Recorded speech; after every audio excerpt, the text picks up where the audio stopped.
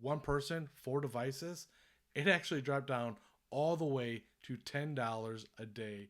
Are you thinking about getting the internet package on your next Royal Caribbean cruise? If you are, I'm going to show you how you can save nearly 50%. Now, the example I'm about to give you is for 9-night sailing with booking the internet package 6 months prior. Many first-time cruisers don't book anything before they get on the ship. At least I didn't. If you wait until you get on the ship to book the internet package, it's going to cost you $28 per day in this example. Instead of doing that, what I recommend is booking it before you get on the ship. So right now, if you log into the Royal Caribbean Cruise Planner, in this example, it's not $28 per person per day. It actually drops down to $21 per person per day. So it's $7 savings per day. Pretty good. Now, the better option is to book for one person, two devices. If you do that, it's going to drop down to $17 per person per day. Now, if you're traveling with a family, you can get even bigger savings.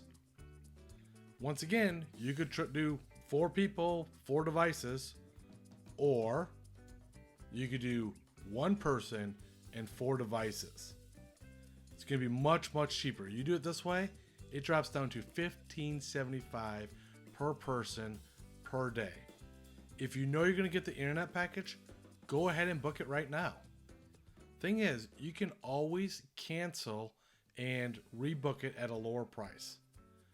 Now, full disclosure, we actually booked this a few days before, and I just didn't take screenshots.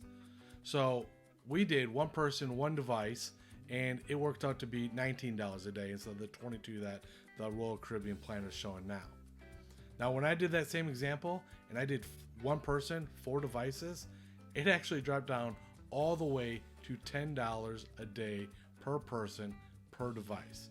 So make sure you go back and check the prices. If you know you're going to get it, go ahead and purchase it, and just periodically check the cruise planner when they have sales. If you're getting any value out of this, please go ahead and push the like button down below. Now, which option do you think you're going to go with? Are you going to go with 1 person, 1 device, or 1 person, multiple devices? Or are you going to even just wait until you're on the ship to book your internet package? Go ahead and leave a comment below. Now, there is a time that I go against this advice that I just gave you. It might not always be better to book beforehand if you don't need the internet for the duration of your cruise. For instance, sometimes my wife and I will do a short getaway, like a 3-night cruise. We definitely don't need the internet for all 3 days. In that case, we might book the internet for 1 day. If we're leaving on a Friday, we don't need the internet on Friday night. We have it while we're in port, up until maybe 7 p.m. at night. You're still close enough to reach off the cellular towers. So we'll wait until, let's say, Saturday at 3 o'clock in the afternoon. If we wait until Saturday at 3 o'clock in the afternoon, you're going to get the internet for 24 hours. So come Sunday at 3 o'clock in the afternoon, it would finally shut off. That gives us time to check in for our flights 24 hours beforehand as well. So it's not always having to book it prior to the cruise. Now, if you're going on a 7-night cruise, that might be a little bit more challenging, but it's still doable. Maybe you only book the internet for 2 days. If you leave on a Saturday, same sort of thing. You're not leaving until 7 p.m. at night, roughly. So if you wait until Sunday or even Monday before you get the internet package, and you wait until the afternoon, it's going to last for 24 hours. You do that for 2 days, even if you're booking at $28 a day, you're only going to spend, less than $60 for the internet for the whole week. So that's another option.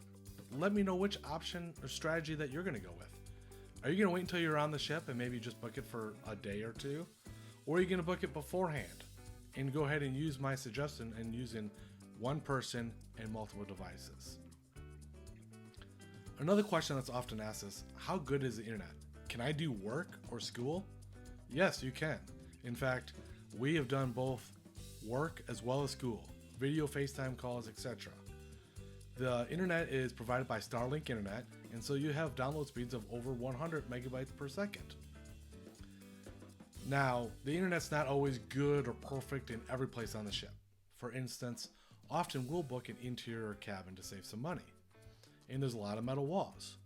So if we need better internet reception, we might move to the promenade, somewhere else. If we're going to do work, such my wife is in school right now, she'll look for a quiet place. Quiet places that have worked well for her is the library or the card room. Those are two really good places to have some peace and quiet and be able to concentrate. Now, if you want to completely disconnect and not get the internet package at all, you can still make it work.